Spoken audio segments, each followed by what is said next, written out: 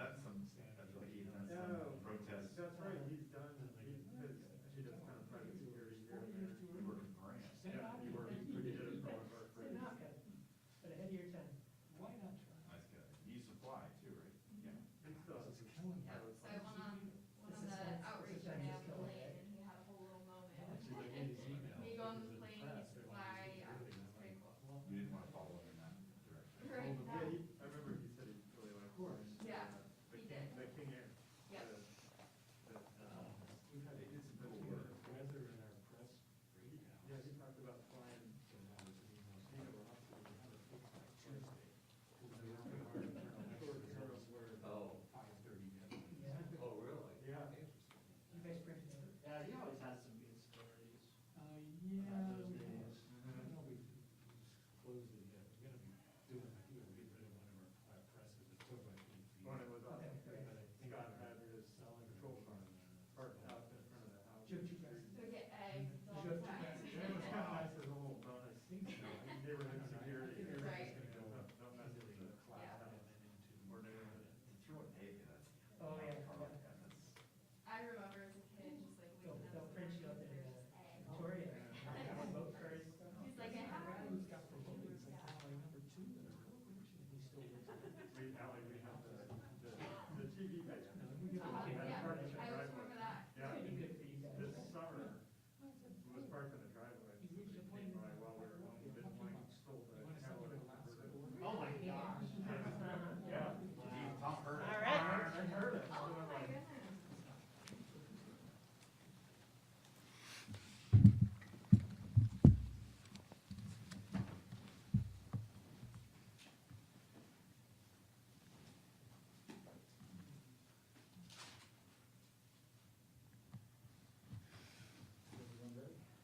How are we doing?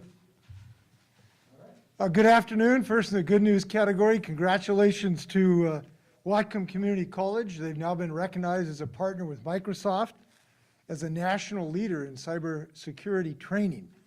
They're going to help train new and existing faculty at 150 new community colleges, including Washington's 34 community and technical colleges. It's really an exciting continuation of our effort to give new career paths for Washingtonians. I was there the other day, and they're leading the charge nationally. Congratulations to Whatcom Community College. Congratulations to the Seattle Kraken for their first home ice win. The last time they beat the Montreal Canadiens was in 1917 when they won the Stanley Cup. We hope that portends a great season for the Kraken and all their fans who are now in the greenest, cleanest arena in the world, a net zero climate pledge arena. What a place, what a mission statement, what an accomplishment. We're pleased by reports out of Washington, D.C. about progress on the reconciliation bill, particularly the apparent agreement to commit over $500 billion in the fight against climate change. The scale of investment is necessary to defeat this monster, and we are appreciative of the efforts of all the members of Congress and the leadership of President Biden to see this through to the finish line. We hope it will get there as soon as possible. It is important that that get to the finish line and the reconciliation bill as well as the infrastructure bill. And again, thanks to our delegation working so diligently on this. On the vaccine front, I'm very, very pleased to report that almost 91% of employees of Washington State have verified that they are vaccinated. 30.2% of employees have received an accommodation. So combined, that means that more than 94% of state employees are complied with the requirements of the mandate. And that number will continue to go up as more employees become vaccinated. The good news is, based on available data, we lost only 2.9% of our employees. That's good news. The remaining 3.1% of employees are pending action, which includes being in the process of being fully vaccinated, or they're pending retirement or pending accommodations. So obviously not all those employees will be separated. Many of them are getting their vaccinations, finishing their second dose. So I'm confident our compliance numbers will only go up. Those numbers will be updated for you by the Office of Financial Management, and we are expecting to see more individuals choosing to continue their careers for Washington State. Good news on the vaccination front for our children. We are expecting FDA's final approval of the Pfizer COVID vaccine for 5 to 11-year-olds in the next week. More than 300,000 children's doses are on their way to the state, and I know many families can't wait to avail themselves of this safe and effective vaccine. The State Department of Health is working with schools and healthcare providers in preparation for their approval, and with our continuing efforts to see to it that adults are vaccinated as well in the state. Now, the reason for that should be clear. While COVID cases and hospitalizations have declined over the last couple of months, they still remain very high, and unfortunately in the recent week or two, we've experienced a plateauing of the numbers rather than a decline. This is very worrisome. We still have an average of more than 2,000 cases a day, and we know many are suffering due to this pandemic, including those who now are still in a waiting line to get elective surgery, because our hospitals remain stressed with high occupancy rate as much as 90%.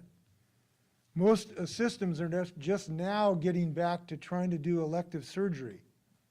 And if these numbers would go back and go up, or continue even up, besides the inevitable death and disability of COVID, we would continue to see people unable to get elective surgery, unable to get cardiac surgery and cancer surgery and hip joints and the like. So we still have an extremely dangerous pandemic on our hands, and we've got to treat it with that sincerity or that seriousness. I think when I think about this, we really have reached a fork in the road for our state. Or are we going to accept COVID, allow it to continue to run wild? Or are we going to continue to fight it? And that's a definite decision for the state of Washington. Every day, I believe we should fight it. We should not surrender to it. We should continue our efforts to utilize this life-saving vaccine. We know we have the tools to beat this virus, and we ought to use them. So we're going to continue to be focused on this, of increasing vaccination, as really the only way out of this pandemic. And I'm glad we made real progress, and I could not be more delighted in the progress we've made with public employees becoming vaccinated, with now children have increasing access to this vaccine. We ought to be able to get on top of this virus. On the climate change front, another serious problem we face. I will be representing the state of Washington in Glasgow, Scotland next week at the group informally known as COP26. This is the most recent meeting of the international community to face this international threat. I think that, I don't think it's any hyperbole to say that the fate of our species will be decided in the next several years. And this is a major effort by the world community to respond to it. That's why I'm going. I will be leading a coalition of governors and mayors from around the world in an effort to jointly respond to this with our own action. Governors and mayors around the world do not believe we should rely just on our federal governments. So in addition to the federal government, I will be leading a meeting, I think it's on November 7th, and discussions with my colleagues from around the world about our efforts and our commitment to one another and our children to fight this battle. So whatever Congress produces, and it looks like they are going to produce a good package, we know that there is still going to be more work to be done to really do what is necessary to meet these goals. And we know it is not only our moral obligation, it remains a continued tremendous economic opportunity for our state. In the last couple of weeks, I've gone to people doing work building the first commercial all-electric airplane in Arlington, a leading battery manufacturer that could increase capacity using silicon anodes in Maltby, increase it by 50%, a company that's installing a giant fuel cell distribution or power system on one of the largest trucks in the world that's mining rare metals that are necessary for our products. and opened the first electric bus manufacturer in Ferndale. We are on a roll in creation of jobs in our state, and I will be working with my colleagues in Glasgow in the next 2 weeks to join them in their efforts in this regard. So we're going to look forward to that meeting. We know what is at stake. We've seen the fires. We've seen the death to shellfish. We see our western cedars right now turning brown. When you see a brown cedar tree, it's kind of a wake-up call that we need to act against climate change. So I'll look forward to that meeting in a couple weeks. I spoke to Kim Wyman on Tuesday and congratulated on her appointment to the Department of Homeland Security Election Security Office. She's a great fit to lead this effort. Congratulations to the Biden administration to recognizing how she could help the nation. I will appoint her replacement in the coming weeks. The appointment process is still coming together. I believe that regardless of who is in that spot, they will continue the vital work that Kim put in place in this office. So we wish her well. We have an update for tenants and landlords as well. We're nearing the end of our eviction moratorium bridge. Local jurisdictions continue to work on rental assistance, eviction resolution, and the right to counsel. And we're proud in our state that we're one of the first to have a right to counsel nationally. During the pandemic, state and local authorities have made over $1 billion available to help landlords and tenants through this troubled time. And our eviction resolution program is helping landlords and tenants reach agreements, and the majority of the time we've had success. We need landlords and tenants to take full advantage of these programs. These are first in the nation, some of them, and we look forward to their continued success. With that, stand for questions. You may fire when ready. Gridley. Governor, lawmakers are starting to discuss potential changes to the long-term care plan in the face of criticisms that some people are excluded, people that might retire out of state, military families, people that are already older and may not vest in time. Why not delay the program? There's been businesses, unions, some lawmakers calling for a pause until you can sort of get a better handle on some of these issues rather than starting it January 1st. Well, if the legislature really wanted to do that, I suppose they could. They have not expressed an interest in doing that. I do not have authority willy-nilly to just cancel these laws. And I don't believe I have any emergency authority in this case. This is not COVID related. There's no COVID thing I can attach to the COVID pandemic here. So I really don't have authority unilaterally to do it. And I have not heard serious efforts from legislative leaderships that they'd want to do that. But I do believe there are some things that are going to be on the plate for the legislature in January to make some amendments. I'm open to a few of those ideas, and I think they're going to get serious consideration. Do you have any concern that this program could be a liability for your party going into the midterms? No, Why not? because it's a good plan that helps people get care, and we have a lot of people that don't have care, and they don't want to live in poverty, and they don't want to become wards of the state, and they don't want to put an obligation on the taxpayers of the state of Washington. And if we don't have a plan for long-term care, that's what happens. Then the taxpayers have to pay for their care. This is a system that will provide like Medicare, like Social Security, financed in some similar ways, so that people will not become, wards of the state, so that they can experience dignity and control their own destiny. And as I've said, I think there's some things that deserve a look to see if they can be improved. And I think those are going to get a look in January and February, so I feel confident about it. Governor, on the eviction moratorium, there are still a lot of local jurisdictions who are struggling to get that rental assistance out. Why not extend it any longer, and is there anything else the state can do to try to support counties and cities in getting that out? Well, we've done about all we can do. We've given them millions and millions of dollars of cash, and it's up to them to get it distributed. We have asked them if there is anything. No one has suggested what we could do to help. We did extend the moratorium, and we have importantly created this bridge mechanism so that people aren't evicted on day one. People, I don't think, understand that there's a huge process, even after the conclusion of the moratorium, that would be involved in the eviction process, including a right of counsel. So this is not going to happen on day one, right after the moratorium expires. And we have to have some end to the moratorium. You can't have an economy ultimately where there just nobody pays rent. And you have to have some transition, and we are moving to that transition. I'm pleased. I've talked to some of the local leaders. They have picked up the pace of their distribution dramatically because they've worked through some of their software and computer programs. So they are picking up that pace, and that's good to see. We encourage that, obviously. Governor, on the vaccine mandate, you provided some stats on the state workers, and the percentage of exemptions for state agencies is around 3%. Today, OSPI put out data showing that about 90% are vaccinated, but close to 10% received exemptions, and it's resulted in about 16,000 unvaccinated employees still working in public schools.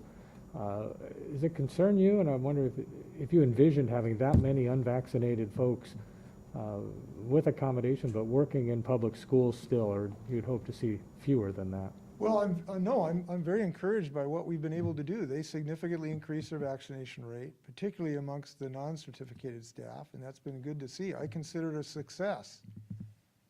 Would we like to say 100%? Yes.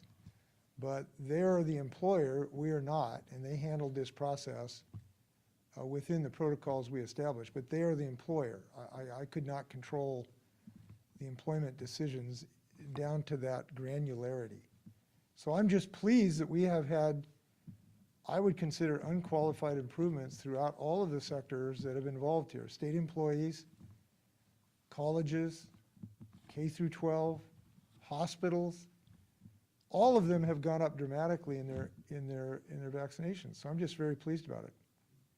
Superintendent Regdahl also said that there's talk, at least among the education community, that if once the vaccine for students, the younger students, is out and available, a desire that if they can reach, say, 80%, some threshold around 80% vaccination rate of staff and students, that they might be able to begin rolling back some of the restrictions and mandates that are applied to public schools. Are you open to creating a threshold and for rolling back some of the restrictions for public schools? Well, we're hopeful that, yes, at some point we want to remove these restrictions when we get to a level of activity of the virus in the community.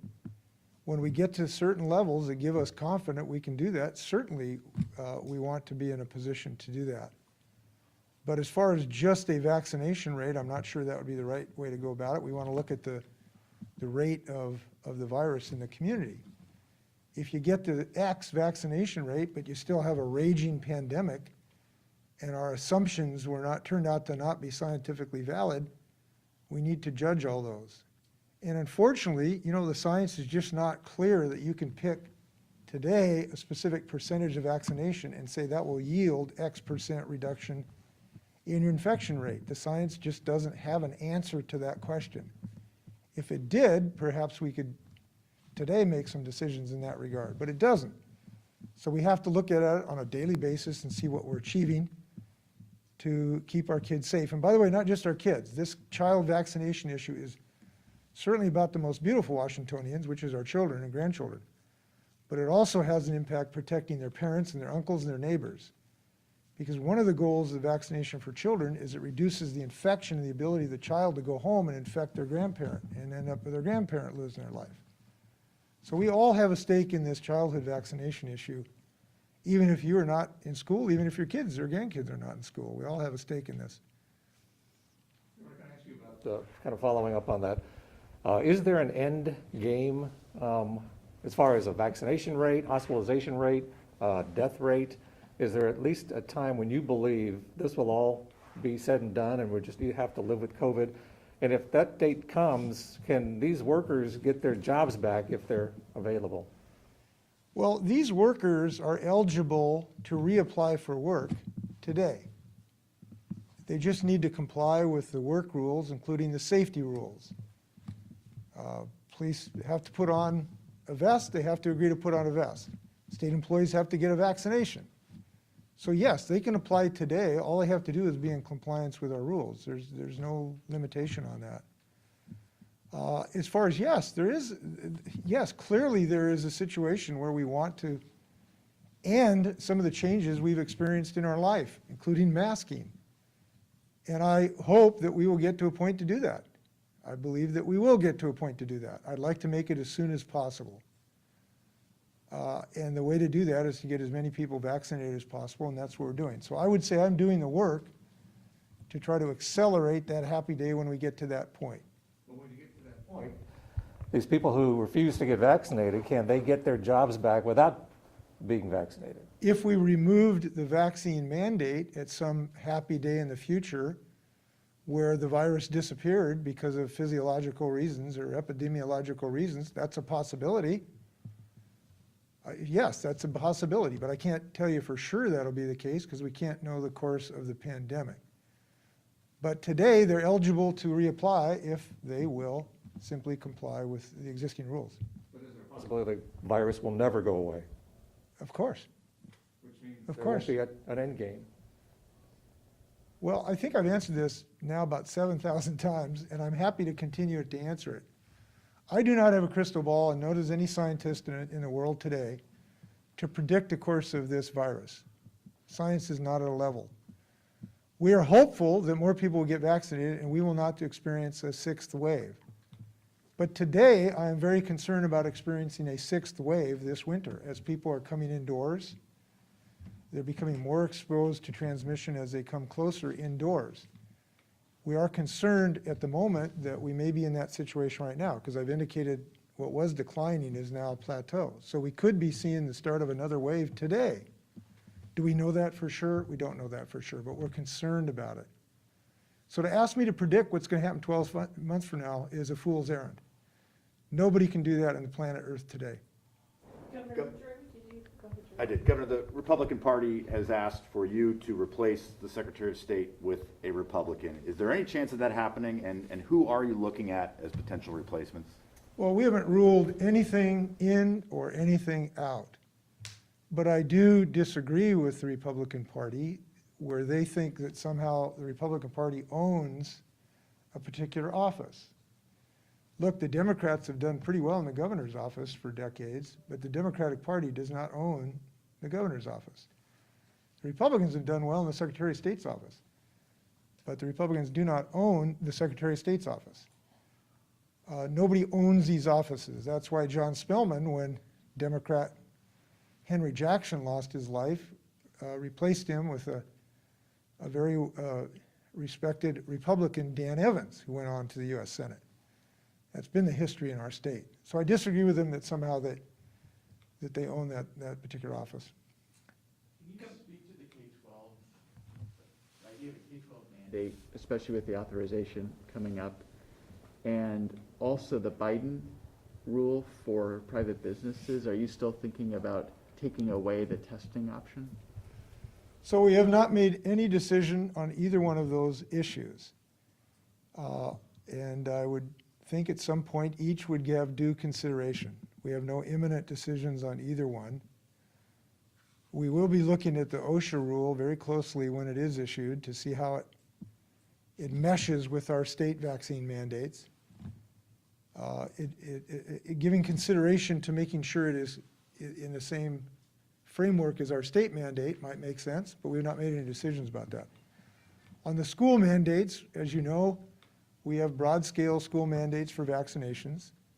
We have no imminent decision to change that, to add COVID to it, but I certainly cannot rule that out in any way in the right circumstances. And we will be really happy when our kids start to get vaccinated here next week. Governor, the Washington Parks Commission is not answering a lot of questions, or even very few questions, by the resignation of their director who stepped down after some workplace complaints. But one of the allegations included a suggestion that he perhaps was going outside proper processes for contracting. These are taxpayer dollars. Commissioners are not answering questions whether they reviewed these contracts or canceled them. This is a voluntary board of members appointed by the governor. They don't appear to have accountability to anybody higher than them. Do you have faith in your commissioners? I know you appointed Mike Latimer, I believe maybe Diana Perez and Mark Brown as well. And what can your office do to get some answers on that? Well, if you have answers you think that should be available or not, I'd certainly encourage them to get the answers for you and the public. And if you'll share things that you think have not been answered, please let us know. We'd like to have legitimate questions answered, obviously. Now, this is a dynamic we see a lot in Washington, that we have a distributed governance system where I don't control this group, like Fish and Wildlife. I don't control that group either. So I have a diminished ability to affect that. But if you think there's answers should be given, please let us know. I'll endeavor to get them answered. Yeah, we'd like to know if they've reviewed the contracts in question and whether they've canceled all of them or decided to keep some. I think that's a fair question, and I will try to encourage them to get it to you. Let's go to the media on the phone. Up first, we'll go with Martin Bilbao from the Oregon. Go ahead, Martin. I wanted to ask, what criteria are you using to select the Secretary of State? I know you said you won't necessarily select another Republican, but I was just wondering what kind of qualities you are looking for in a Secretary of State. All of them, to quote Sarah Palin. Look, all of the qualities you look for in an appointed position are important in this. I won't give you a detailed assessment. I will mention that I think that we need to look at this from a national security lens. We are being attacked by nation states in this regard, and I will want someone who has the capability to engage the federal government, our cybersecurity forces through the National Guard, that can respond as a national security threat, which indeed it is. I will just mention that one quality. And I will look for someone that can continue Kim's work, both in cybersecurity, but in general, assuring the integrity of the process. And we appreciate her willingness to do that, her willingness to buck folks who've refused to honor the election results. And obviously, we'll want someone to do that as well. Up next, we'll go to Rania Clower with KXLY. Go ahead, Rania.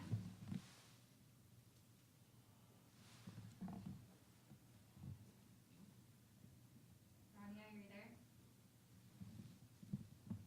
Okay, we will try Nicole Jennings with Cairo Radio. Go ahead, Nicole.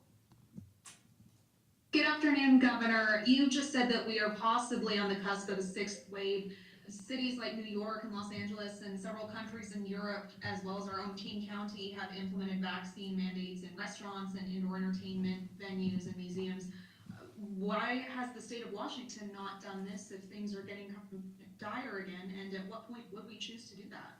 Yeah, let me, if I can, I'm not describing, the situation has been dire for months. What I've suggested, though, we are at a plateau instead of declining, and that does cause us serious concern. That's how I would characterize the situation we're in. We haven't included a requirement for vaccinations in a variety of events. As you know, we did that a couple weeks ago. We've not added them to restaurant activity at the date because we don't think at the moment that makes sense for the state of Washington. But we're looking at the experience of King County to see if it's positive, and we'll continue to monitor that situation. Up next, we'll go to Joey Thompson with Puget Sound Business Journal. Go ahead, Joey. Hi, Governor. Just wondering if you had any update on when the state might roll out the Excelsior Pass. You announced a few weeks back working on to adopt New York State's program for vaccine verification. And then, a lot of business owners and employers are looking at your vaccine mandate, and we're looking to see how many folks would leave. What message do you have to them as they prepare to mold those similar mandates for their own companies, and waiting for your expansion on what President Biden might roll out? Well, I would simply look at our success, which was dramatic in increasing the vaccination rates of our employees. It was dramatic. We may have started around 50%. Now we're over 90%. That is a dramatic improvement. It means lives saved. And if we could replicate that in many more industries, we're going to be in much better shape against this pandemic. And we need to be in much better shape in this pandemic. People need to understand, if we just continue what we're doing, this pandemic is just going to continue to eat us alive. We have to improve our vaccination rate. When I say these numbers are plateauing, that means more people are dying every week. And that means we have to continue our masking protocols and everything else that we're doing. So we have to move the needle to get on top of this pandemic. So what I would say is, as an employer, tens of thousands of people, it works. People respond. And a lot of these folks just need a little nudge, or they need a little way to get them to really seriously to think about the issue, and they get vaccinated by the thousands. So I would heartily suggest it to other employers. Obviously, they need to think about operational issues, about how to verify vaccination rates and the like, but we have found a way to do this and have good services for people in the state of Washington.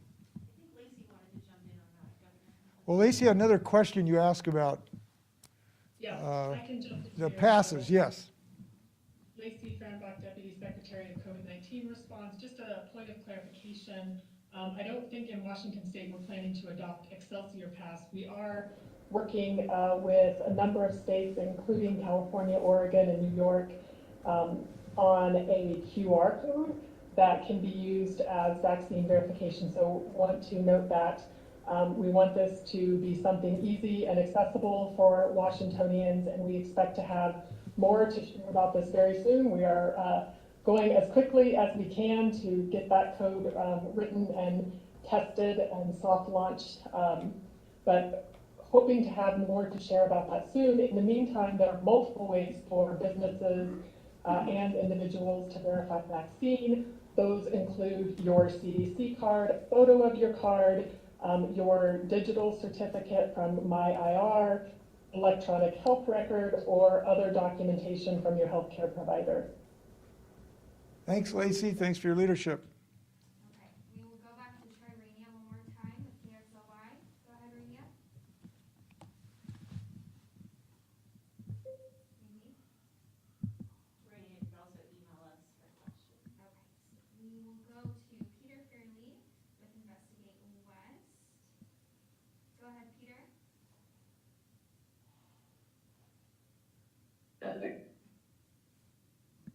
Sorry, greetings, Governor. Hi. Thanks for being available. British Columbia just issued an update to their climate plan that calls for, among others, continued development of natural gas resources. And I wondered what your thoughts were on the sustainability of that, and you know, whether Washington is dependent on those supplies.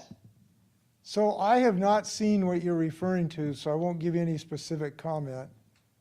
But in general, we are in a position where increased reliance on fossil fuels of any type is a very questionable position right now. The numbers are just too demanding to reduce our fossil fuel and our carbon emissions. So increasing infrastructure that goes in that direction really is a dangerous decision. But I can't talk about exactly what you're referring to because I don't know what you're referring to. We will have measures before the legislature, and I forgot to mention this in my comments. I will be proposing to the legislature additional measures to reduce our carbon footprint. Even with our best in the nation laws, we do not have enough on the books today, even including what the federal government is about to do, to meet our carbon targets. To actually reduce carbon at the pace we need to decrease it. So I will be asking for additional measures this next session of the legislature to restrain the use of fossil fuels, including natural gas in some circumstances. I think that is necessary, and the science makes that clear. So we've got more work to do in this regard. No, we're coming up Thanksgiving. I will tell you that there's a lot to be thankful for, and right now, as governor of a great state, I want to be thankful for the thousands of people in public service in Washington who have become vaccinated. They not only have protected themselves, but they have protected the people we work for, and they have protected their co-workers. They have understood that it's not just about me, it's about we. And I'm thankful for what they've done and their continuous service in the state of Washington, because they are serving Washington, and I'm glad we're doing that. Thanks a million.